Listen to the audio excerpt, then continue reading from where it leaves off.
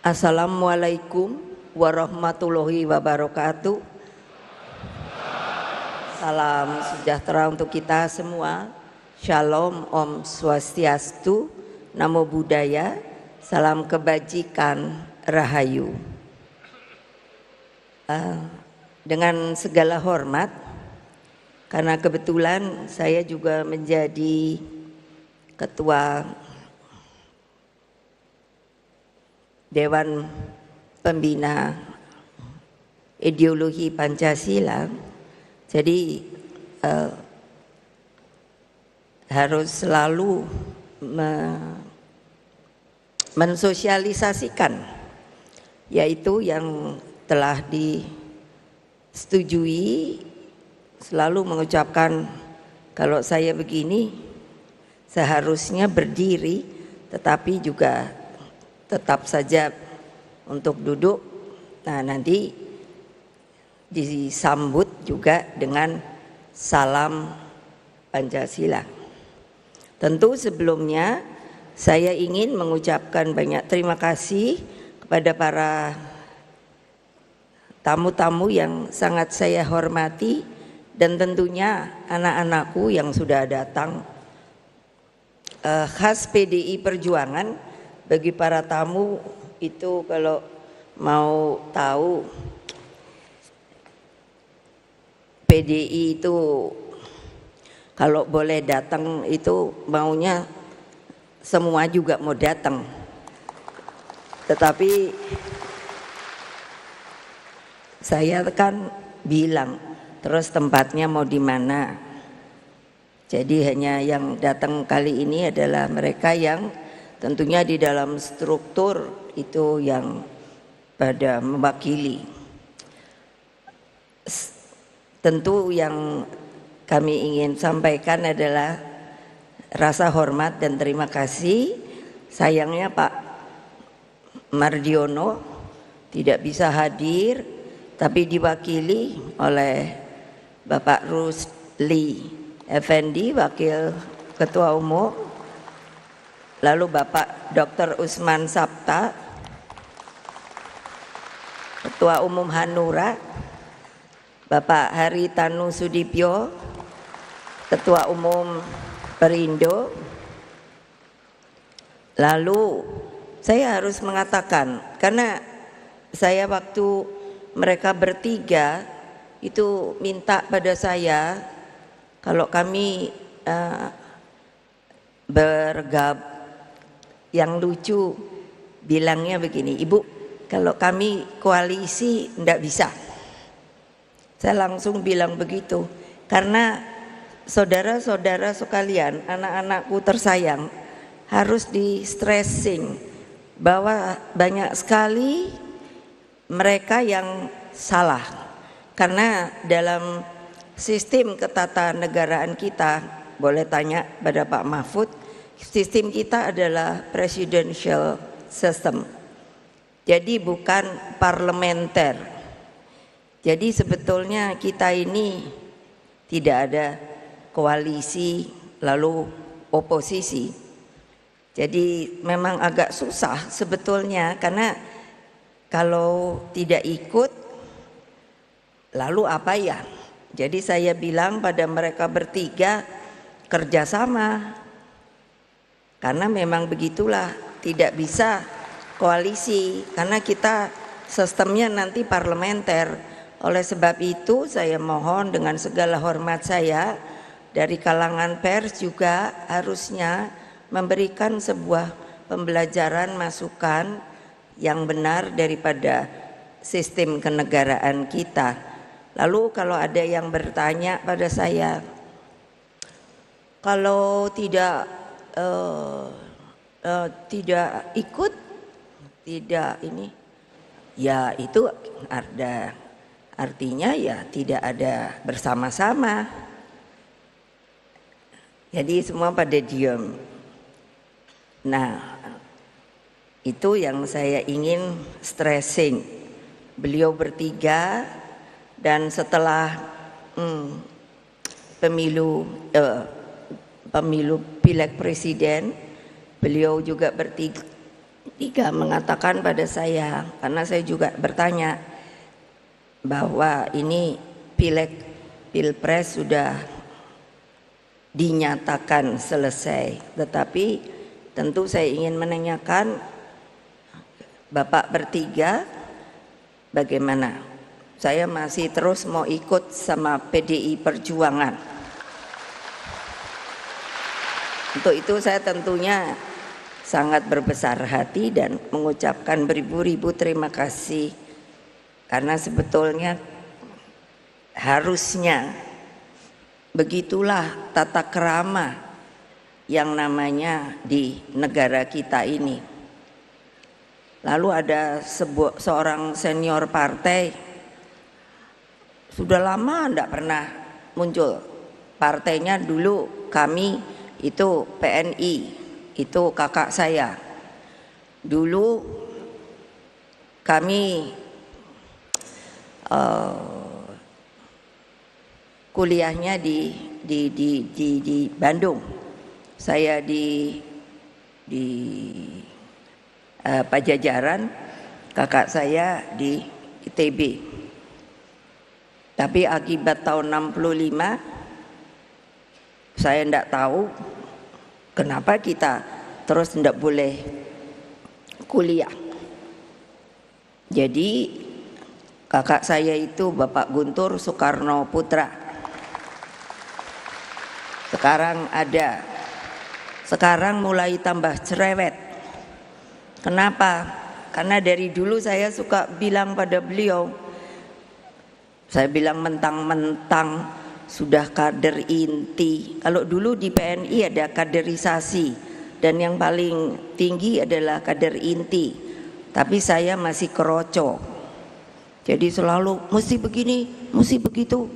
Lalu saya bilang, nanti saya lebih dari kamu. Sorry. Lalu dari Badan Pembinaan Ideologi Pancasila selalu dengan penuh semangat. Terima kasih sekali Pak Jenderal Purnawirawan Bapak Tri Sutrisno.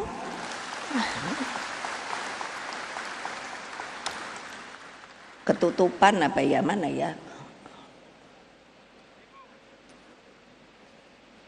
Oh, yang juga adalah Wakil Presiden RI ke-6. Mereka tamu-tamu saya undang, saya juga bertanya begini, monggo siapa yang mau datang, saya terima kasih sekali. Tapi kalau juga mungkin tidak mau datang, ya saya terima kasih sekali. Kenapa? Ya itu namanya kan keadilan, monggo saja. Kalau orang Jawa bilang monggo kerso. Ternyata Pak Tri selalu ngikut saya. Lalu ada ini pasti galak dulunya, Mayor Jenderal Purnawirawan Wisnu Bawo Tenaya. Ini orang Bali dan juga di BPIP. Karena kenapa saya bilang galak? Karena tadinya beliau di Kopassus. Saya ajak ke BPIP kok mau ya. Alhamdulillah. Lalu ada Romo Beni Susetio, ada ya? Di mana ya? Lalu Pak Darmansyah Jumala, ini dulu duta besar di Austria. Profesor Ermaya Suradinata dulu pernah jadi di STPDN. Lalu Pak John Piris, salam Pancasila. Kepala BPIP Profesor Yudian Wahyudi dan Wakil Kepala BPIP Mbak Rima Agristina. Lalu ini saya panggilnya Opa. Dulu jadi ajudan bapak saya, yaitu Bapak Sidarto Danusubroto. Itu mau ulang tahun ke-83 ya, Hah? Hah? 88. 88. Terus ada Pak Yan Farid, dulu juga jadi ketua umum P3. Sama P3 itu kan dulu waktu PDI itu suka bareng-bareng. Saya sedih sekali ini, kenapa kok P3 tidak bisa masuk? Tapi enggak usah khawatir Pak, nanti menang lagi kok.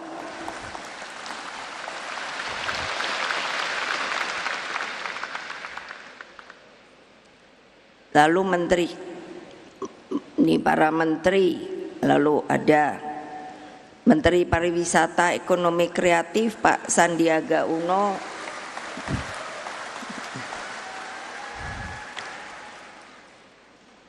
Teten Mas Duki, Menteri Koperasi dan Usaha Kecil Menengah. Para menteri dan pejabat setingkat menteri dari PDI Perjuangan, ada Bapak Pramono Anung, Mbak Risma, Tri Risma Harini, Menteri Sosial, Profesor Yasona Laoli, Hukum, Ibu Bintang Puspayoga, Perempuan dan Anak, Pak Azwar Anas,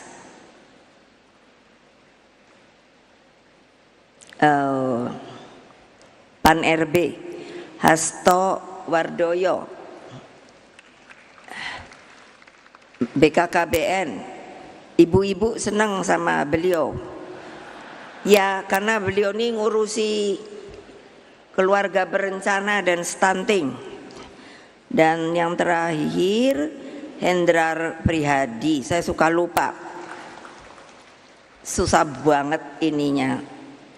Jadi, dan tentunya tidak akan lupa, yaitu banyak sekali juga para tokoh masyarakat sipil, pers, para purnawirawan TNI Polri. Ada Pak Andi Wijayanto, mana dia ya? Oh itu di sana. Pak Andi Wijayanto itu putranya Pak Theo Safei. Dulu ada di PDI sampai PDI Perjuangan. Terus ada Pak Andika Perkasa.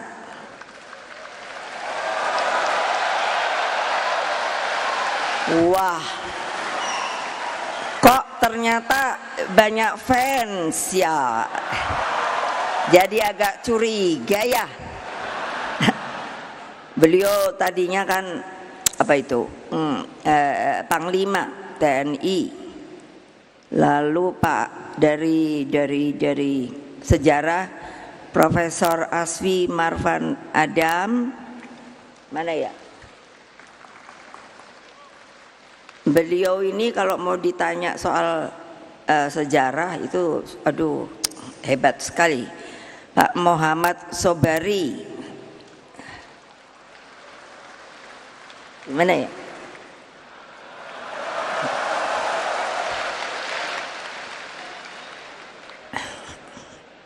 Udah ini saya bilang jangan kolusi ya. Sudah bolak-balik maunya ikut ke BPIP Pak Muhammad Sobari ini. Tapi saya suka kalau beliau masuk karena orangnya sangat apa ya, matang dan tegas. Lalu Pak Rudi S. Kambri, Petrus Haryanto, dan aduh ini banyak sekali. Nah di ini mana ini? Terus kalau di kita ada Mbak Puan.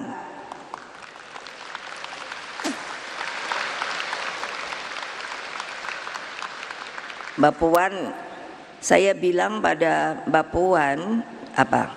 Sebagai ketua DPR, wah pergi ke luar negeri terus. Tapi itu kerja loh, bukannya jadi turis.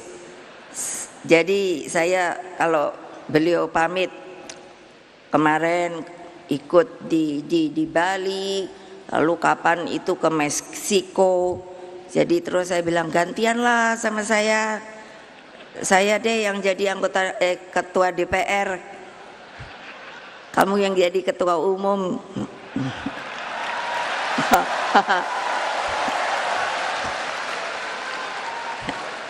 Lo enak-enak aja, masa saya yang disuruh nongkrong di sini terus keadaannya gonjang-ganjing nggak jelas.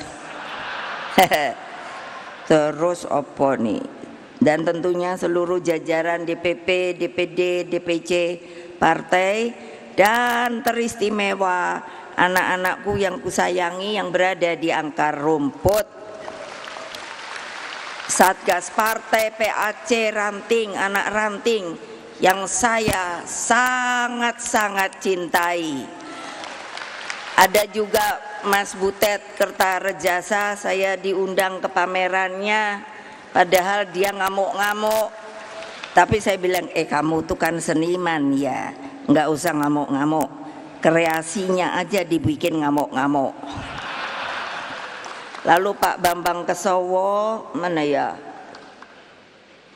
Mana? Nah itu Pak Bambang Kesowo dulu jadi sekretaris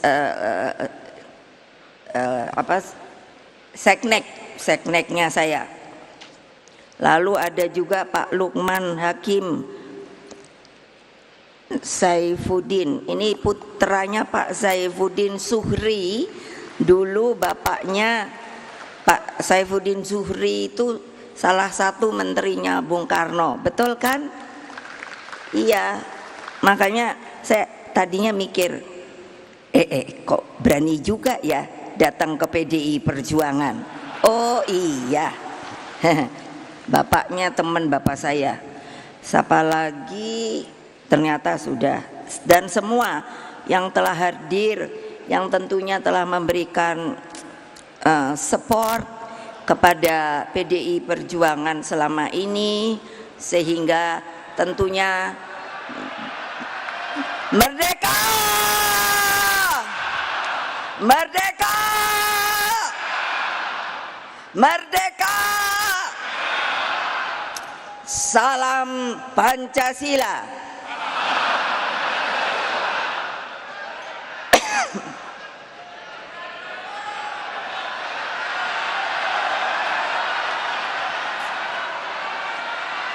Opo?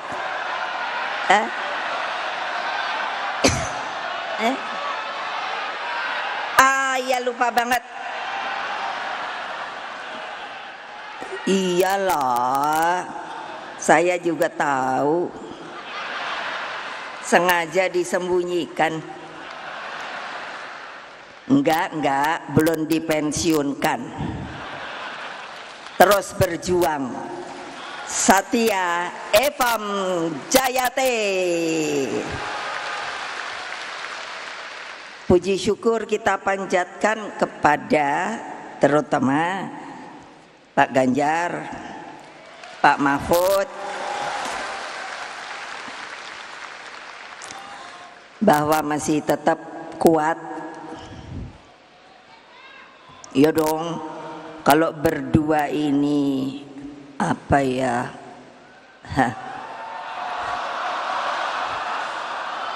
Lemas.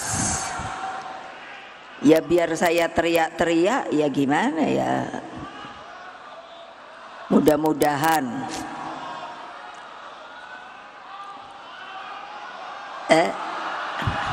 nggak dengar. Oh ada juga yang masih diingat ya. Jadi waktu itu, Ibu saya boleh nggak ketemu?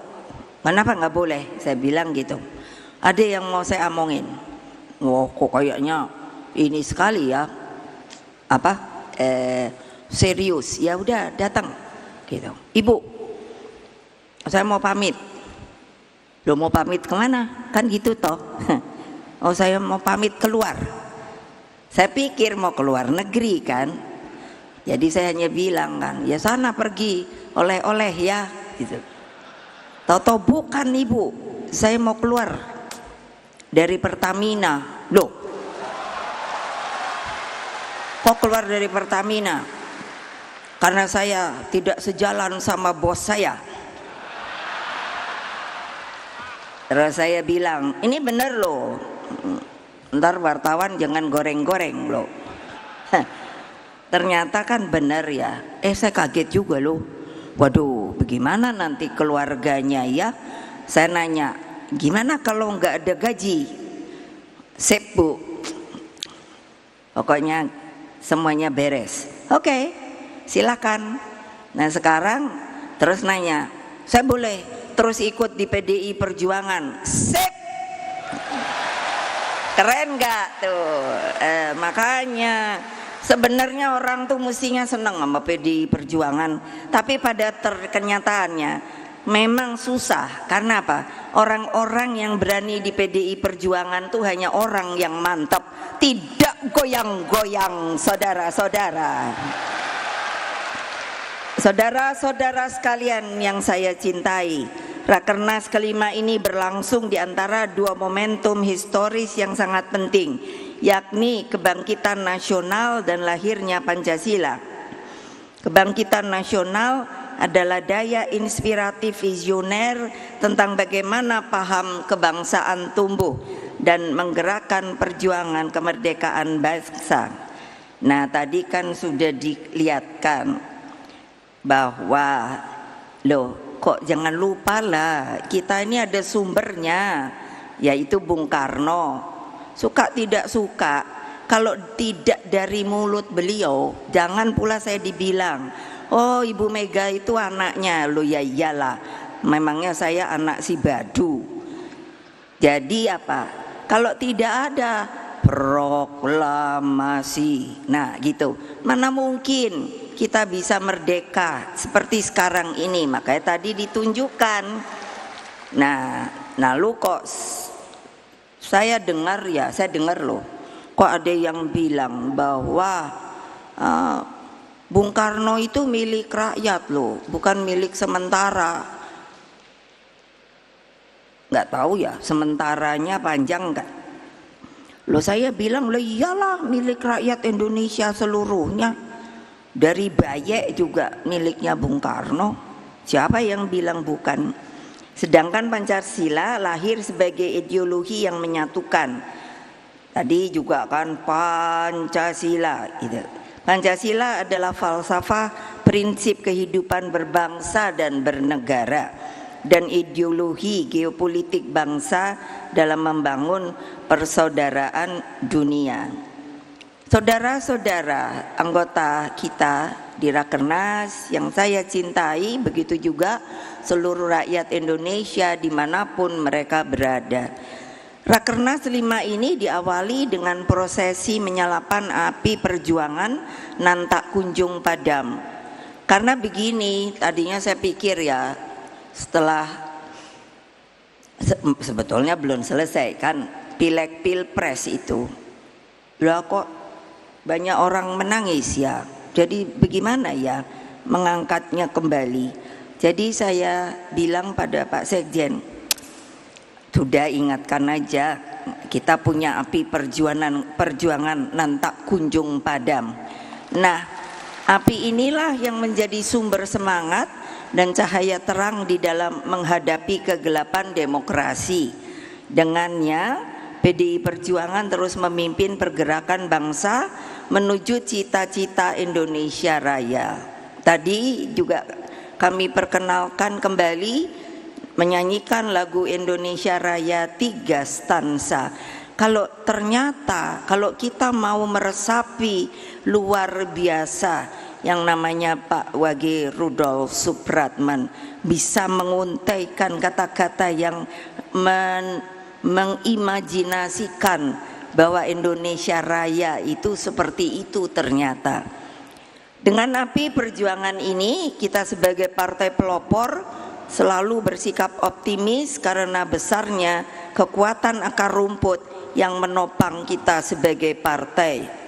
Karena itulah selaku Ketua Umum Partai dan atas nama PDI Perjuangan, kami mengucapkan beribu-ribu terima kasih kepada seluruh rakyat Indonesia yang dengan penuh semangat dan kecintaannya selalu mendukung PDI Perjuangan hingga tetap berdiri tegak, tetap menjadi pemenang pemilu legislatif 3 kali berturut-turut. Tidak apa-apa, tadi kan ada banteng penuh panah. Ya saya bilang nggak apa-apa kok, kita tahan banting kok. Berani apa tidak? Takut apa tidak? Berani apa tidak? Takut apa tidak? Berani apa tidak? Takut apa tidak? Nah gitu dong, berani. Nanti katanya saya Bu Mega provokator. Ya, saya sekarang provokator demi kebenaran dan keadilan. Ngerti kan? Ngerti kan yang dimaksud? Ya udah. Kenapa toh? Kan saya suka, malah anak-anak saya sendiri bilang, kok Ibu Ketum sekarang berubah ya, tukang ngamuk aja. Enak aja. Kalau nggak diamukin, udah dipanahin melulu badannya, bantengnya, keok, tahu nggak? Makanya kalau Ibu marah tuh malah Ibu dicium-cium lah. Karena apa? Pasti menang. Nah perjuangan ini tidaklah mudah, sebab apa yang terjadi benar-benar sebagai menurut saya badai anomali. Anomali itu tidak bisa diprediksi, bisa terjadi seperti begitu saja, meledak begitu, dang gitu. Nah akibat apa? Kecurangan secara struktur, sistematis dan masif yang disebut TSM. Kan pada diem tau, kok kayak nggak berani. Benar ada apa tidak? Benar ada apa tidak? Ayo, TSM ini ada apa tidak? Ya memang ada, saya tahu kok. Kan semuanya pada mengatakan sepertinya tidak. Oh tidak, seperti KPU-nya bilang, oh itu kan jujur, jurdil, jujur adil, luber, langsung umum, bebas, rahasia. Loh, padahal tuh KPU lu yang ngomong. Hadirin sekalian, reformasi itu lahir sebagai koreksi menyeluruh pada waktu itu terhadap watak pemerintahan otoriter untuk mewujudkan sebuah negara hukum yang demokratis. Dalam proses ini, partai politik, pers, supremasi hukum, sistem meritokrasi, dan pemilu yang jurdil harus hadir dalam sebagai satu ekosistem demokrasi. Dalam masa kepemimpinan saya sebagai Presiden kelima Republik Indonesia, reformasi telah memisahkan TNI dan Polri. Kedua lembaga negara ini dituntut profesional, melepaskan dirinya dari dwifungsi ABRI dan bersikap netral dalam setiap pesta demokrasi. Jadi saya jadi ingat ketika menjadi selaku mandataris MPR terakhir, saya menerima penugasan untuk memisahkan TNI dan Polri. Pada waktu itu suasana kebatinan saat itu berangkat dari kenyataan bagaimana namanya waktu itu Angkatan Bersenjata Republik Indonesia selama Orde Baru digunakan sebagai mesin politik melalui fungsi sosial politiknya. pemisahan ini jangan lupa loh, ini keputusan MPR loh, tab MPR-nya ada, dilakukan sebagai kehendak rakyat. Dalam proses itu saya berharap agar TNI dan Polri dapat belajar dari para seniornya. Jadi bukan mau sombong, mau keren. Saya ini memang benar anak presiden. Jadi saya kenal Pak Jenderal Sudirman. Beliau orangnya sederhana banget, pakai pici. Padahal beliau kan sebenarnya guru loh, tapi diangkat oleh Bung Karno pada waktu itu menjadi Panglima Besar Jenderal Sudirman. Ada namanya Pak Urip Sumoharjo, Pak Gatot Subroto, dan lain-lain. 7 pahlawan revolusi, begitu loh. Menurut saya mereka orang yang punya karakter. Jadi saya kan suka lihat gitu. Saya apa ya yang setelah merdeka ini yang namanya TNI dan lain sebagainya. Makanya tadi ada Pak Andika. Nah itu saya suka bilang, saya panggilnya Dik gitu. Dik, yang namanya TNI ki ngopo kok kayak gini ya? Gimana sih? Ya nanti dah kita ngomong. Lalu Polri ada sumber keteladanan dari Pak Jenderal Hugeng. Pak Hugeng itu hidupnya sederhana, dia sahabat saya, betul. Rumahnya itu di jalan, sekarang ganti nama, dulu apa ya namanya? Jalan apa itu? Siapa yang tahu ya? Ya betul, Jalan Madura. Sekarang jalan apa ya, lupa saya. Saya sering ke rumahnya, karena apa? Putrinya sahabat saya. Jadi seneng ngobrol dan lain sebagainya. Terus kenal sama ibunya. Beliau senengnya kan nyanyi Hawaiian. Terus sangat-sangat menurut saya, kapan polisi bisa seperti Pak Hugeng lagi ya? Betul. Nah, yang saya kaget adalah ketika beliau meninggal, jadi dengar dari putrinya, mereka pindah ke daerah selatan ya. Itu rumahnya itu rupanya masih milik polisi tadinya, rumahnya loh, yang di Jalan Madura itu. Yang lucunya, waktu saya tinggal di rumah ibu saya, itu di Kebayoran, Jalan Sriwijaya, kalau saya mau ke Jakarta itu suka berpapasan dengan Om Hugeng, saya panggil, itu pakaian lengkap polisi, jenderal, bintang, terus apa coba, naik sepeda. Saya kan jadi berhenti ya, Om ngapain kok mau ke kantor, kan kantornya di Jalan Trunojoyo. Om ngapain kok naik sepeda, orang pakaian jenderal, nanti diomongin orang loh. Ini namanya jenderal merakyat. Oh gitu ya, iya benar. Nanti dia kalau ketemu masih ada becak, ntar kalau ada tukang becak berhenti deh, saya liatin aja gitu.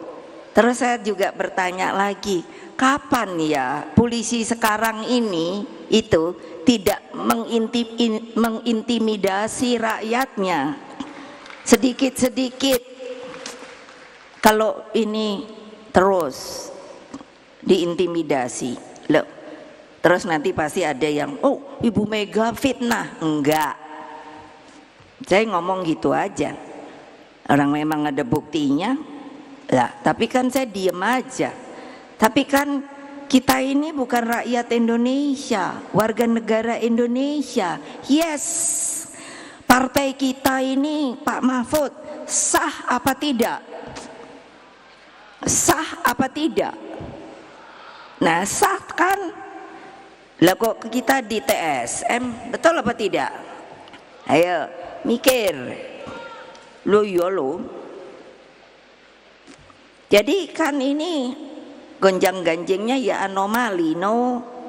Masa TNI Polri dibawa lagi ke politik praktis sebagaimana kita rasakan dalam Pilpres yang baru saja berlalu.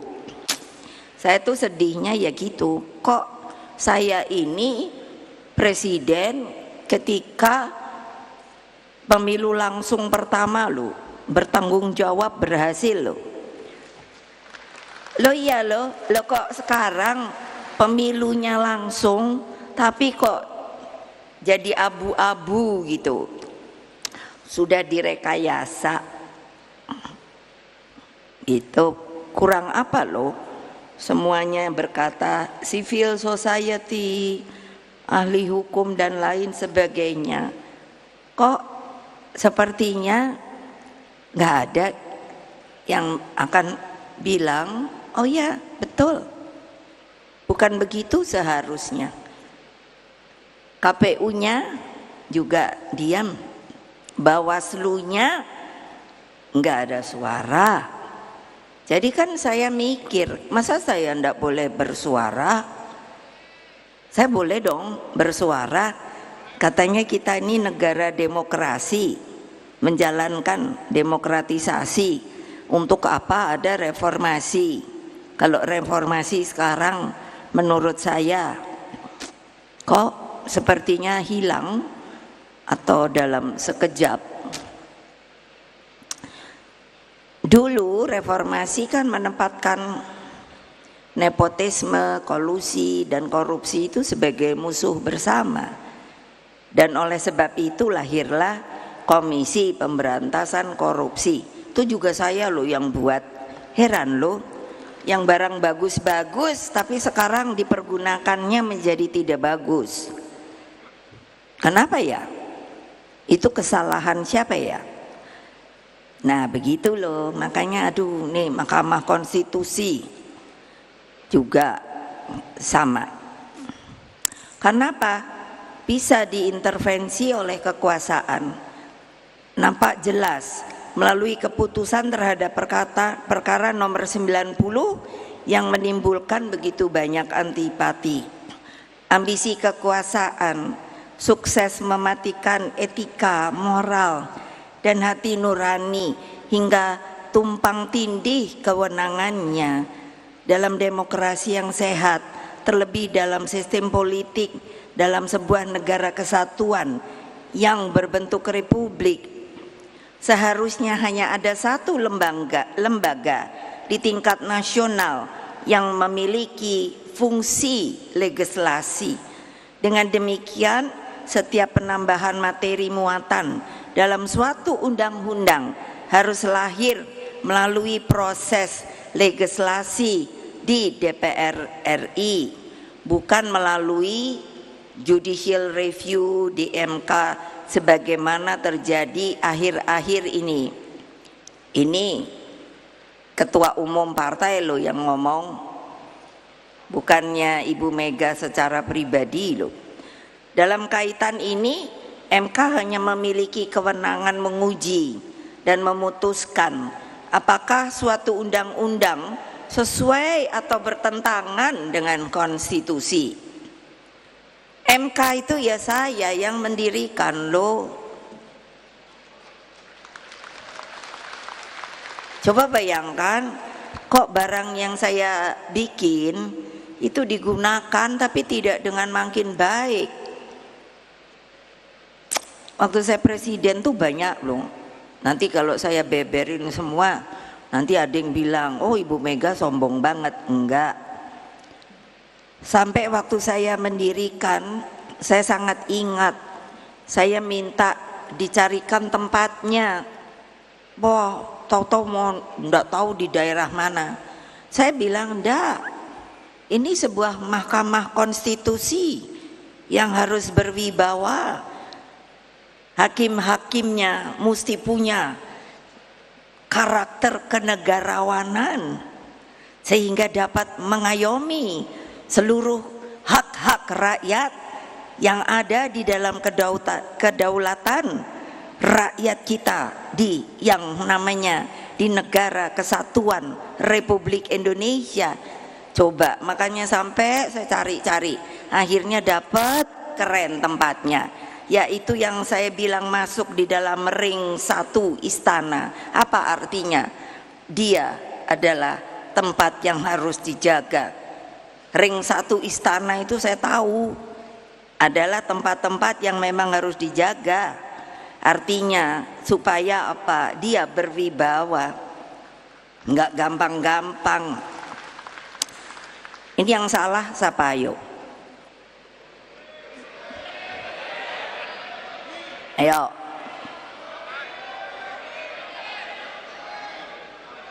Mbok kalau jadi partai, katanya partai itu kita solid bergerak. Mbok kalau teriak tuh semua gitu tuh, what gitu loh. Kok kayaknya masih selalu goyang. Ya kalau siapa yang goyang udah deh, nggak usah jadi PDI Perjuangan dah. Lo betul loh. Kayak ini saya bilang sama Pak Hasto, kamu tahu nggak sih tarian poco-poco? Apa tuh Bu? Asik loh. Dulu saya sama Bung Karno suka nari poco-poco, tek gitu. Keren. Tapi terus saya bilang sama bapak saya, kenapa mundur maju ya Pak? Kok kamu sampai mikir begitu? Lah ya kan maju mundur maju mundur gitu. Nggak usah mundur deh Pak, maju terus pantang mundur. Gawat deh Republik Indonesia ini. Ya saya sampai tidak ada lagi apa ya, hati yang bisa menjadi terbuka loh. Sampai nulis loh, sampai saya bilang seorang warga negara bernama Megawati Soekarno Putri, lalu dengan bagian dari pecinta pengadilan yang namanya amicus curiae, coba kurang apa ya, terus agar setiap ketukan palu Hakim MK benar-benar menjadi palu emas bagi tegaknya konstitusi dan demokrasi, bukan palu godam kegelapan yang seperti terjadi saat ini. Ya diem aja tuh, nggak usah teriak merdeka deh. Sekarang mikirnya piye, gini loh, supaya nggak kejadian gini lagi gitu loh. Ini nanti istilahnya itu bisa jadi replikasi. Replikasi apa? Kalau bisa begini seperti yang sekarang kejadian, oke. Makanya bisa nanti yang 5 tahun lagi dibegitukan lagi. Wah, bayangkan Indonesia apa nggak makin bubrah ya? Ayo, gimana? Makanya mikir. Nah, nggak usah ngelawan. Aku suka bilang juga sama Pak, juga aku seneng kan namanya sekjen, bukannya Hastonya yang suruh datang tiap 2 hari sekali loh, lapor ke ketua umum gitu, galak aku. Terus aku cuman bilang gini, anak-anak iki semangat gede tapi orang mikir tok, bolak-balik lawan lah, yang sebelah sono ada bedile loh. Nah kene mau pakai opo, ayo cobain.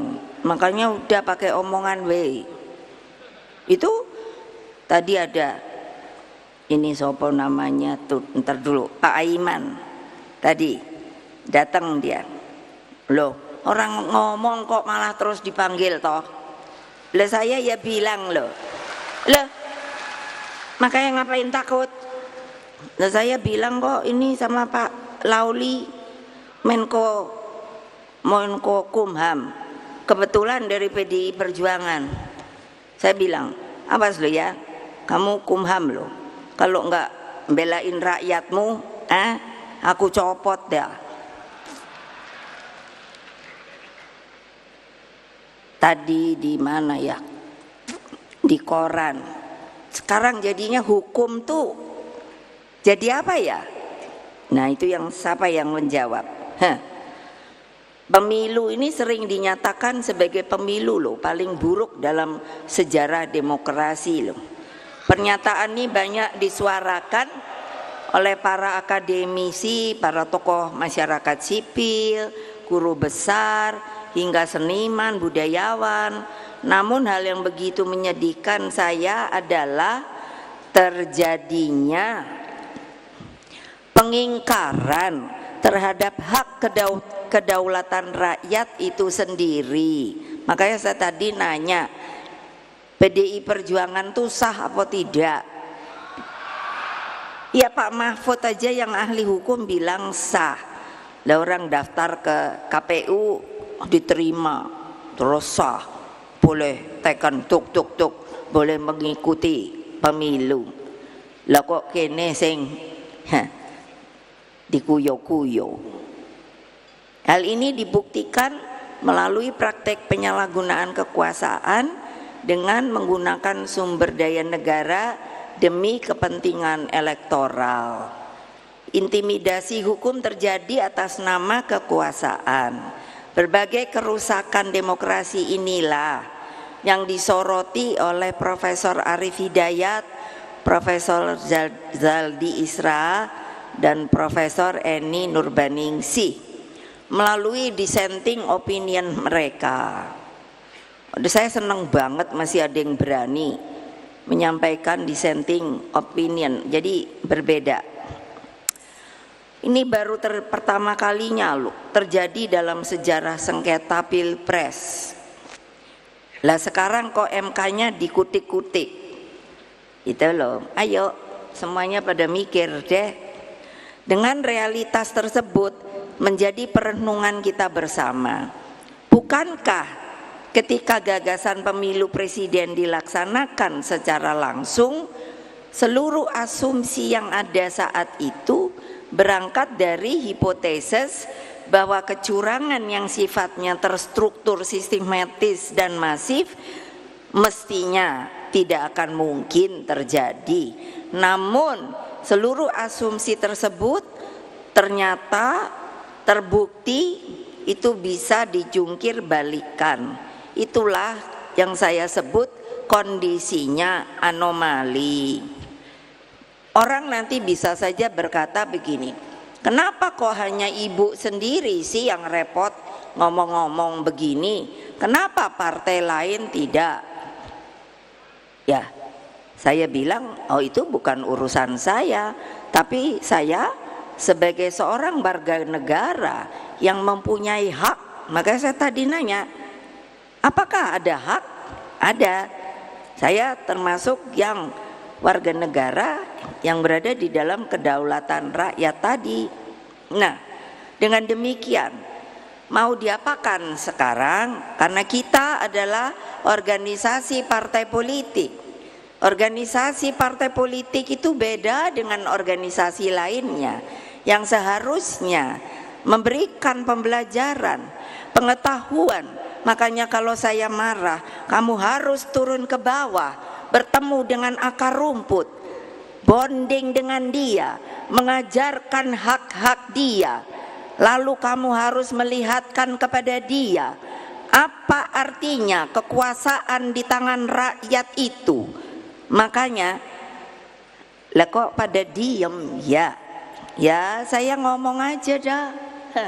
Sebagai warga bangsa kalau ini. Karena apa, saya nggak terima bagian daripada warga negara Indonesia yang berada di dalam sebuah organisasi politik yang bernama Partai Demokrasi Indonesia Perjuangan. Mengapa dibedakan dengan lainnya? Sepertinya kita ini orang yang bukan warga negara Indonesia, dibuat dengan cara-cara sistematis, terukur dan masif untuk bisa hanya sebenarnya secara prosedural dan formal kekalahan ini untuk dibuktikan bahwa ini adalah telah dipergunakan sebagai hak rakyat yang tapi sebenarnya salah, 1000% salah, karena tidak dijalankan secara jujur dan adil, saudara-saudara. Lah ya kenapa sih mbok biarin aja gitu loh, ya tanding wae ngono lho, kok pakai aduh. Kalau saya lihatnya gila deh. Orang waktu apa tuh saya sampai aduh, gue bilang siapa ya ibu yang ke bawah itu loh, yang waktu demo apa tuh depan DPR kalau nggak salah, sampai masuk rumah sakit tuh loh, sopo yo lo kok kayak gitu sih lo, pakai yopo itu. Saya sampai nanya sama polisi, itu mobil polisi itu apa yang pakai semprot-semprot itu loh. Saya tahu tapi nggak tahu namanya, apa itu namanya? Hah? Water cannon. Lalu saya protes sama polisi, nggak boleh. Lalu saya bilang, apakah tidak boleh hak demonstrasi? Hah? Lalu apa alasannya? Dan dia seorang perempuan loh, sampai digotong ke rumah sakit. Saya kan dapat fotonya, tak. Lalu kok kita kayaknya, aduh nggak usah takut deh sama polisi. Polisi juga orang, punya istri, punya keluarga. Iyalah, orang saya juga yang misahin dia. Aduh gawat deh. Gimana sih? Kok gitu aja takut loh. Saya dipanggil polisi 3 kali loh. Saya kan udah bolak-balik ngomong. Loh kok sekarang kayaknya diem loh. Saya ketawa sendiri. Ini yang salah benernya polisinya atau kitanya nih, sampai takut mau polisi doang. Jadi kan nih kebalik-balik kan republik ini. Coba tahu. Ayo, saya mau nanya, ini ada Mbak Puan. Yang jadikan polisi itu sopo? Keputusannya ada di mana? Ayo, nggak ada yang tahu. Tuh ada jauh di mana tuh ngomong DPR. Loh iya loh, DPR itu apa toh? Dewan Perwakilan Rakyat loh. Loh kok kayaknya terus udah gitu. Dewan Perwakilan Rakyat Republik Indonesia. Kok udah gitu bagiannya bolak-balik. Sampai saya tuh mikir loh, ini mau diapain sih republik ini gitu loh. Kalau nggak ada yang cocok sama saya juga nggak apa-apa. Terus rakyatku yang kucintai, coba berpikir secara jernih, arif, bijaksana. Terjadinya anomali demokrasi secara gamblang dijelaskan oleh Dr. Sukidi, seorang pemikir kebinekaan yang disegani. Sosok cendekiawan ini menjelaskan fenomena kepemimpinan paradoks yang memadukan populisme dan Machiavelli, hingga lahirlah watak pemimpin authoritarian populism. Dalam karakternya yang seperti ini, hukum pun dijadikan pembenar atas tindakannya yang sepertinya memenuhi kaidah demokrasi, namun sesungguhnya hanyalah prosedural. Disinilah hukum menjadi alat, bahkan pembenar dari ambisi kekuasaan itu. Inilah yang oleh para pakar disebut dengan autocratic legalism. Ini bukan saya ngomong loh, nanti mulut saya yang ngeluarin, tapi ini kan para pakar. Lah bayangkan dong, pakai revisi undang-undang MK yang menurut saya prosedurnya saja tidak benar. Tiba-tiba masa reses, saya sendiri sampai bertanya pada, tadi ada Pak Utut mana ya? Nah, saya tanya sama beliau, ini apaan sih? Mbak Puan lagi pergi, yang saya bilang ke Meksiko, kok enak amat ya? Belum lagi ada pelanggaran produk jurnalistik investigasi dalam undang-undang penyiaran. Loh, untuk apa ada media? Makanya saya selalu mengatakan, kamu tuh ada dewan pers loh. Lalu harus mengikuti yang namanya kode etik jurnalistik. Lah kok nggak boleh ya kalau ada investigasinya? Loh, itu kan artinya pers itu kan apa sih? Menurut saya dia benar-benar turun ke bawah loh. Saya banyak teman dulu kan waktu PDI, wah saya mah pers itu suka makan lesehan itu kalau di Kebayoran tuh apa yo, deket opo yo. Dulu ada lesehan ini loh, nasi opo itu ya, nasi uduk enak banget sama wartawan udah muda. Terus kan saya ajari, kamu kalau ini jadi pers yang betul. Menghadapi berbagai anomali demokrasi tersebut, tentu pilihannya bukanlah dengan mencabut hak rakyat dan mengembalikannya ke dalam tangan MPR RI. Pilihan yang lebih bijak adalah percaya pada adagium Vox Populi Vox Dei, bahwa suara rakyat adalah suara Tuhan, bahwa suara rakyat adalah suara Allah Subhanahu wa Ta'ala. Adagium ini juga diyakini bekerja dalam peribahasa, siapa menabur angin akan menuai badai.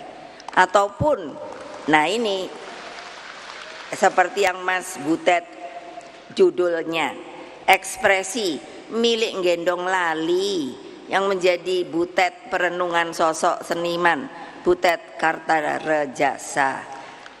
Apa sih saya pidato ini terhadap keseluruhan apa yang terjadi? PDI Perjuangan diajarkan oleh sejarah untuk percaya pada Satyam Eva Jayate, bahwa kebenaran apapun juga, kapanpun juga pasti akan menang. Inilah tema sentral Rakernas kelima PDI Perjuangan. Hadirin sekalian, mungkin dipikir ibu tuh apa sih pakaian Sanskrit. Ini saya belajar sejarah loh. Saya dapat spirit ini itu ketika Raden Wijaya sedang dikuyok-kuyok pada akhir abad ke-13. Ternyata pejangan itu diberikan oleh seseorang, kamu jangan putus asa. Bung Karno mengajarkan kepada kita bahwa kita harus punya yang namanya kesabaran revolusioner, bahwa kita terus bergerak, solid bergerak, terus maju terus, tidak pantang mundur. Untuk apa? Mencapai kemenangan. Untuk apa? Supaya rakyat bisa menjadi benar-benar mempunyai kedaulatan rakyatnya. Itulah tugas dari partai kita, PDI Perjuangan, saudara-saudara. Siapa yang tidak setuju, angkat tangan.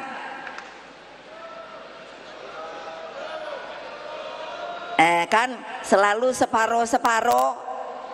Siapa yang tidak setuju, angkat tangan. Apa artinya? Kalau nggak setuju, sebagai ketua umum di sini saya mengatakan, keluar kamu. Tidak perlu ikut dengan partai kami, karena partai kami adalah partai yang mempunyai keteguhan dan kesabaran yang luar biasa. Siapa yang nggak mau ngikut? Nih iyalah, udahlah, nggak usah zona nyaman melulu.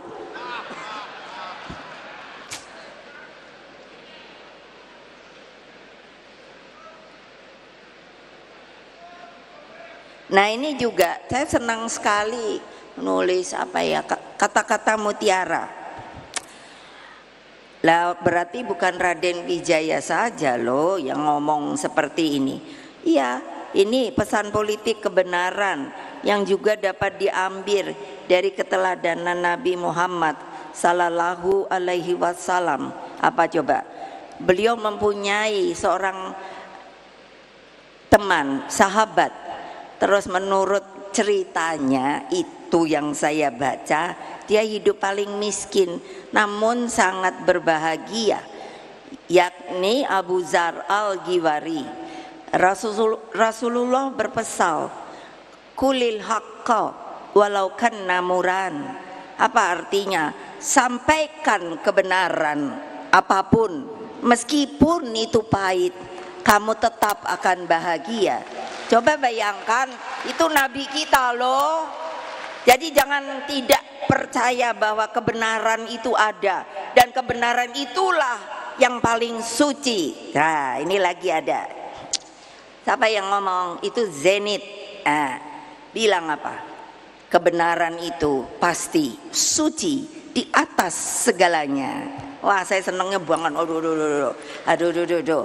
Apa yang saya omongkan pasti benar. Jadi mereka itu yang gak keruan-keruan itu pasti akan nanti terbakar oleh kebenaran yang nanti ada dari api Merapen yang kita ambil untuk menunjukkan bahwa ada api abadi yang membawa kebenaran, bahwa yang tidak benar itu akan terbakar. Keren kan? Keren. Iya, karena nggak ada yang berani ngomong kayak gini. Ya udah, mulutnya ibu aja yang ngomong. Alah iyalah. Nah gini, Siddhartha Gautama, ada 3 hal yang tidak bisa disembunyikan. Keren deh. Apa? Matahari, bulan, dan kebenaran. Aduh, seneng banget aku dengerin kayak gini-gini. Jadi kebenaran dalam politik inilah jalan terhormat yang kita pilih. Kita tidak pernah bergeser dalam keyakinan ideologis, termasuk keteguhan dalam menjaga konstitusi. Meski tubuh banteng moncong putih ini terluka di sana sini, tapi aumannya, gerangannya tetap terdengar ke seluruh Indonesia. Merdeka! Lihat kan, ya keren nggak? Ada aja. Makanya kalau udah nggak mau ikut PDI Perjuangan, out. Lo iya lo, kita nih tahan banteng, tahan banting. Kenapa? Karena itu mereka tuh rakyat itu dari dulu sampai sekarang. Bu, kalau saya waktu anggota DPR, Bu, kapan ya Bu? Kan di Jawa Tengah. Jadi saya juga bisa bahasa Jawa kan. Bu, kapan Bu? Gusti Allah niku maringi Ratu Adil nggih. Lah nopo Pak? Ratu Adil tuh orang yang betul ngayomi, memberikan keadilan, kesejahteraan bagi mereka. Nah, jadi apa? Lah saya bilang, iku percaya apa ora? Karo Gusti Allah. Inggih. Lah, tapi kok enggak datang-datang ya? Ora. Engko teko. Yakin? Nggih. Yakin? Nggih. Yakin? Nggih. Hakul yakin. Hakul yakin. Wah, dia tepuk tangan coba. Gila dah. Itu kalau turun ke bawah, tahu nggak? Kalau ke akar rumput, siapa yang nggak turun ke bawah? Angkat tangan. Nah, semuanya pasti nggak berani. Padahal ibu tahu siapa yang nggak turun ke bawah. Udah bilang sama Hasto, ini mestinya yang nggak turun ke bawah ini pecatin aja toh. Masih banyak mereka yang mau ikut sama PDI Perjuangan. Aduh. Nah ini lagi, ini bayangin Pak Dr. Sindunata, aku baca aja, hebat banget. Ia hanya mau orang mengerti, harapannya adalah matahari dan jagonya adalah penderitaannya sendiri. Ia percaya Ratu Adilnya tak lain hanyalah manunggalnya penderitaan dan harapan. Laksana manunggaling kawula lan Gusti. Mereka wong cilik itu bukanlah kalah. Mereka hanya menitipkan rahasia penderitaan, tempat tersimpannya harapan akan masa depan di negeri yang indah, yang gemah, loh jinawi Indonesia Raya yang kita cintai. Tidak yakin akan hal itu, tidak yakin akan hal itu hanya karena manusia-manusianya sudah mulai lupa diri. Ayo, siapa yang mau insaf? Siapa yang mau insaf?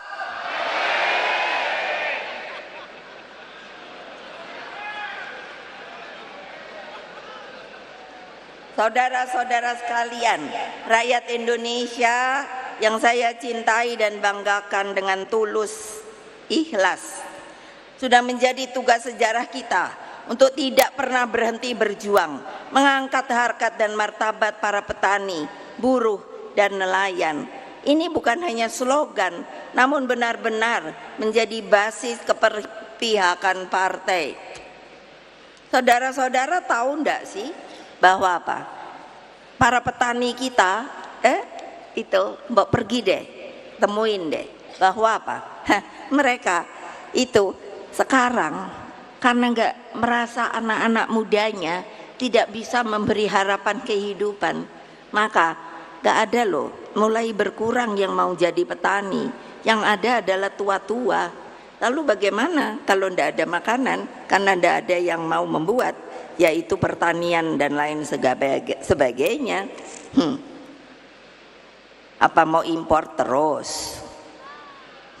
Padahal importnya juga, negara pengimportnya itu bukannya juga nanti mikir, wah nanti kalau kekurangan gimana dong, gitu loh. Namun pengalaman juga mengajarkan bahwa sebagai partai politik kita tidak bisa luput dari kekurangan, terlebih ketika kita berada di pusat kekuasaan. 9 tahun telah dilalui dengan berbagai dinamika politik. Begitu banyak tarik menarik kepentingan terjadi. Bahkan jabatan menteri pun yang ibu dengar nih sekarang ini sudah mulai pada rebutan deh. Ketika menghadapi krisis multidimensi, saya lebih memilih membentuk kabinet yang ramping dengan jumlah menteri 33, tapi bersifat apa? Zakon kabinet, kabinetnya yang profesional. Jadi benar, the right man in the right place. Terbukti krisis dapat diatasi dan seluruh hutang, terutama dengan International Monetary Fund, dapat dilunasi. Pertanyaan saya, ayo mikir, utang kita ini gimana cara bayarnya? Ayo mikir loh. Jangan enak-enakan tidur loh. Ayo ibu-ibu itu, kayak apa kalau terjadi? Gimana? Ya silakan. Di dalam mensikapi politik ke depan, sebagai partai yang memiliki sejarah panjang di dalam memperjuangkan demokrasi, kita tetap menempatkan penting adanya checks and balances, bahwa demokrasi memang memerlukan kontrol dan penyeimbang. Namun kita juga tidak menafikan bahwa berpolitik mengandung esensi untuk selalu mendapatkan kekuasaan. Hanya bedanya apa toh? Yaitu strategi dan cara untuk mendapatkan kekuasaanlah yang membedakan kita dengan yang lainnya.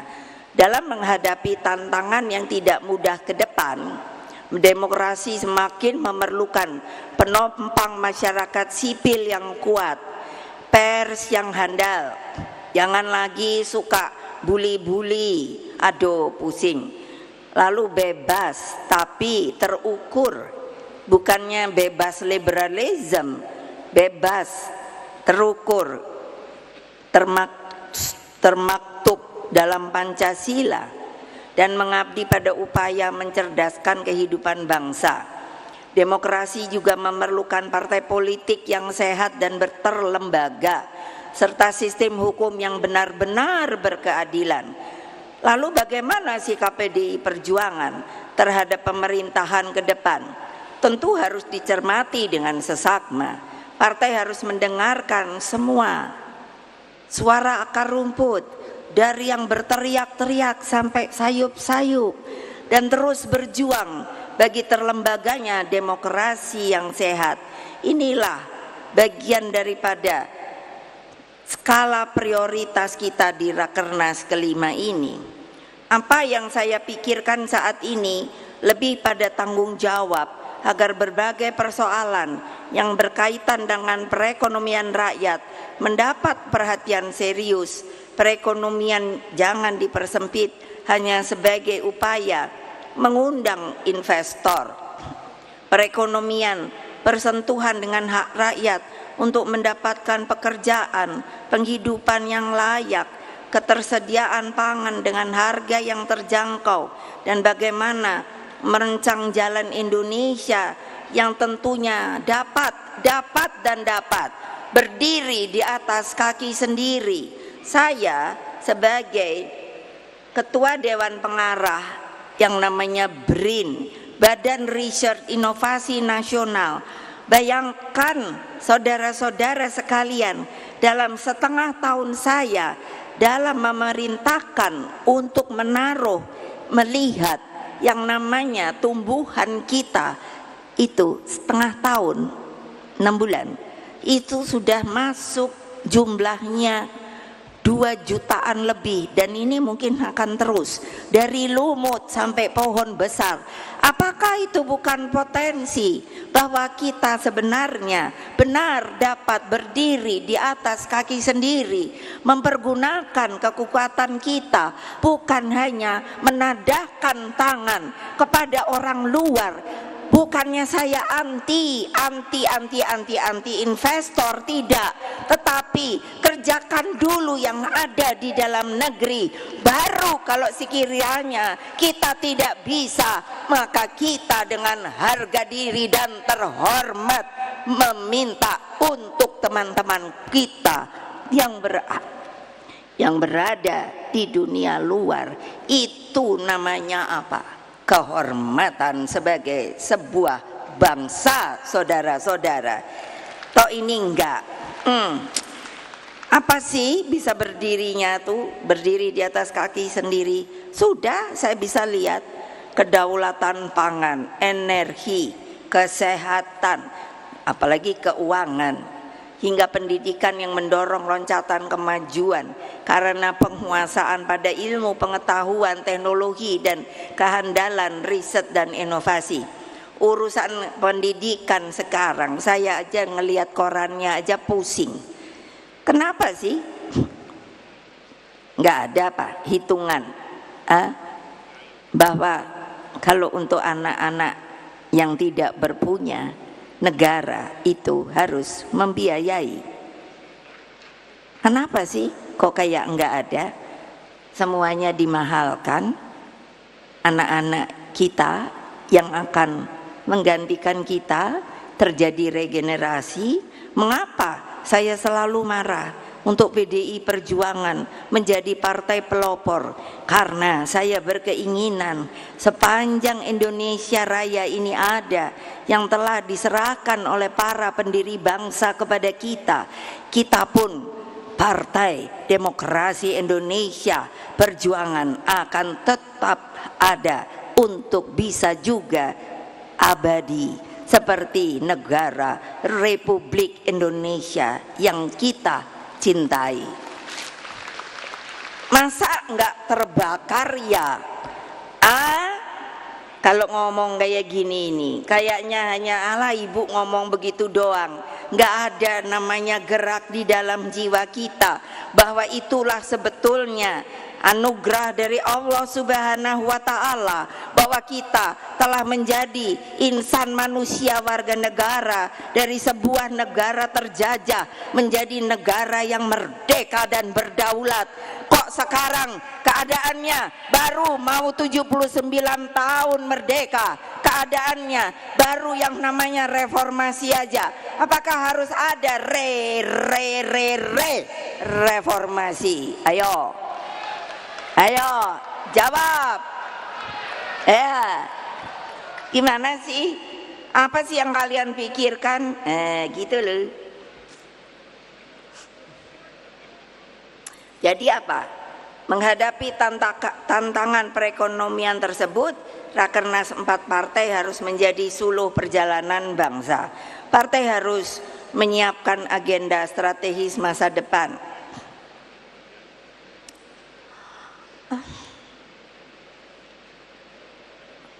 Namun pada saat bersamaan terus bergulat mencari solusi konkret atas berbagai persoalan saat ini. Lalu bagaimana ya? Ayo mikir. Siapa yang nggak mau mikir? Angkat tangan. Ya kan pasti nggak ada. Karena apa? Iya, kalau di depan ada ibu pada takut.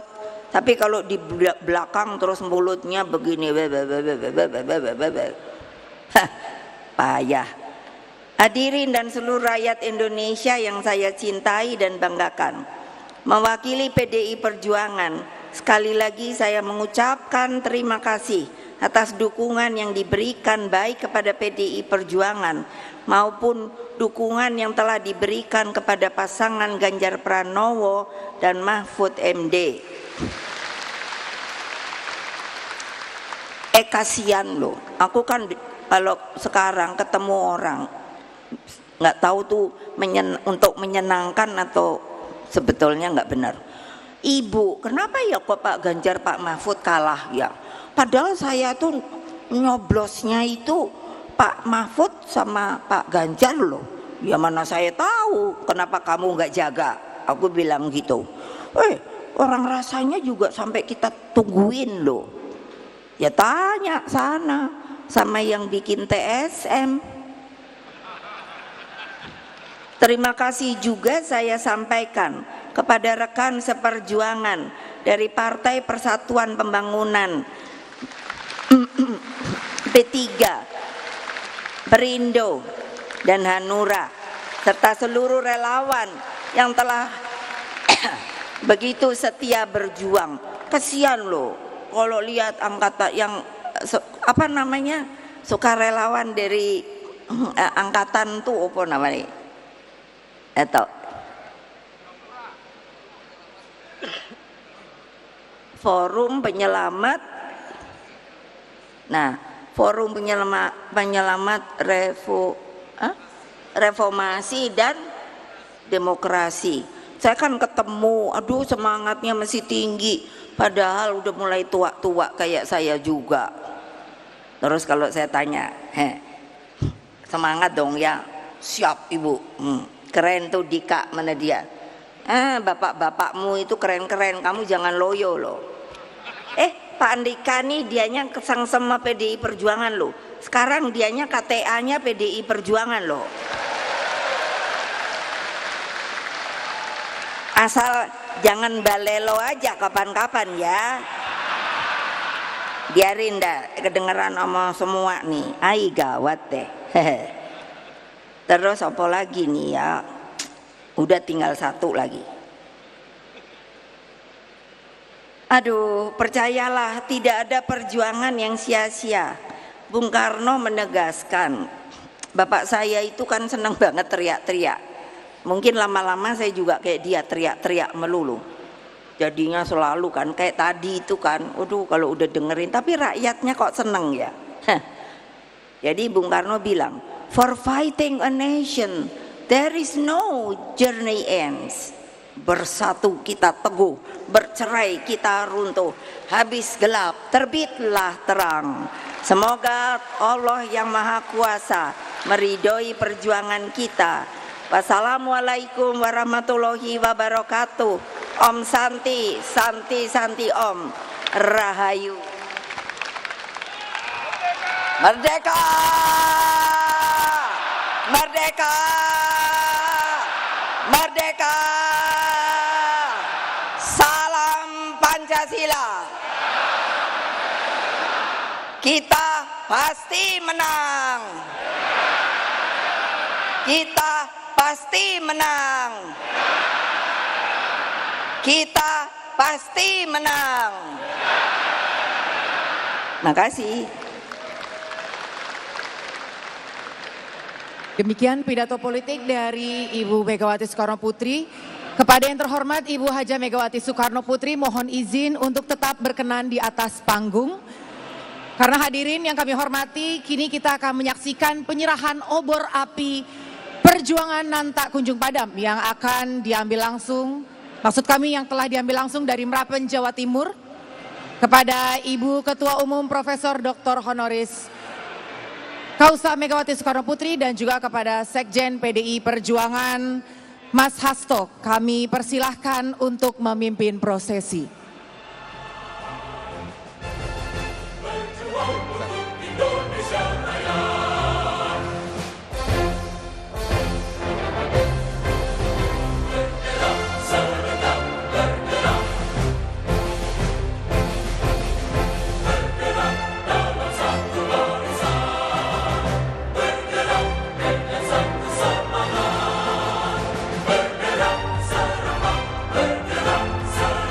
Api nan tak kunjung. Kami undang juga Mbak Puan untuk bisa naik ke atas panggung mendampingi untuk sama-sama nanti menyalakan api nan tak kunjung padam yang memang dibawa oleh kader-kader kita dari Merapen. Kita beri tepuk tangan yang paling hangat hadirin sekalian. Inilah dia Pak Oli Dondo Kambe, kami persilakan juga untuk bisa naik ke atas panggung.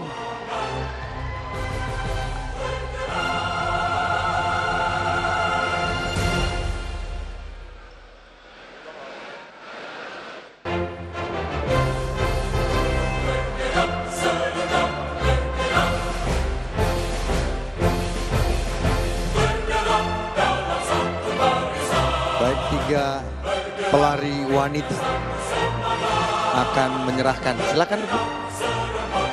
Ya, ditemani oleh Pak Sekjen, Mbak Puan dan Pak Oli menerima api tersebut, kemudian nanti menyalakannya. Di belakang juga ada foto atau video-video.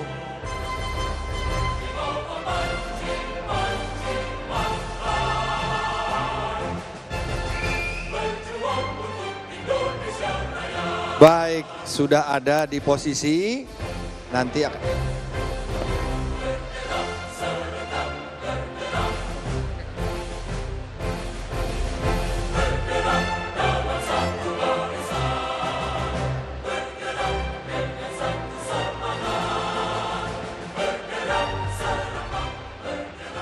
dengan mengucapkan Bismillahirrohmanirrohim, maka ini adalah simbol.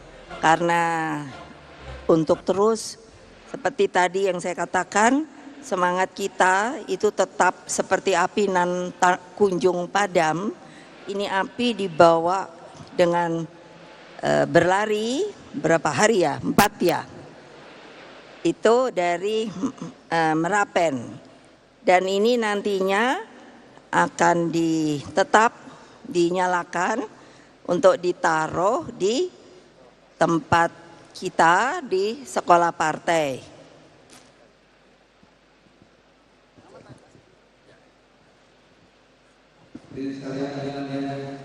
proses menyalakan. Bung Karno menegaskan, for fighting a nation there is no journey ends. Bersatu kita teguh, bercerai kita runtuh. Habis gelap, terbitlah terang. Kita beri tepuk tangan sekali lagi hadirin semua tamu undangan, api nan tak kunjung padam, Anggi. Ini menandakan semangat perjuangan sesuai dengan namanya PDI Perjuangan, api nan tak kunjung padam. Jadi semangat perjuangannya tidak boleh padam. Semangat perjuangan tidak boleh padam, Ya. seperti yang tadi sudah disampaikan di pidato politik Ibu Ketua Umum dan juga sesuai dengan subtema kita, Ya. Bang Niko. Hari ini menyampaikan kekuatan persatuan rakyat, memenangkan kekuatan persatuan rakyat, jalan kebenaran yang berjaya. Ini Betul. esensi gotong royong sebenarnya, Bang Ini Niko. adalah esensi gotong royong karena setelah kita selesai dengan agenda besar Pileg dan Pilpres, kita juga dipercaya oleh 16,7% untuk bisa melanjutkan merumuskan program-program kerakyatan. Dan pada bulan November nanti kita akan sama-sama ikut dalam agenda politik besar juga tahun ini, yaitu Pilkada dan juga Pilgub di seluruh provinsi dan kabupaten kota. Untuk itu kita tetap harus gotong royong, harus bersatu padu, kan itu tadi, ya kan? Betul, harus bergotong royong, harus bersatu padu, berani, semangat perjuangannya harus tetap Nah. berkobar seperti obor api ini. For fighting a nation there is no journey ends. There is Jadi no journey tidak end. ada yang bilang perjalanan sudah selesai, masih panjang. Baik, setelah acara ini teman-teman juga akan membawa api ini. Nanti kita juga akan menyaksikan sekarang bahwa di PDI Perjuangan ini urusan ideologi dimantapkan, tapi urusan budaya juga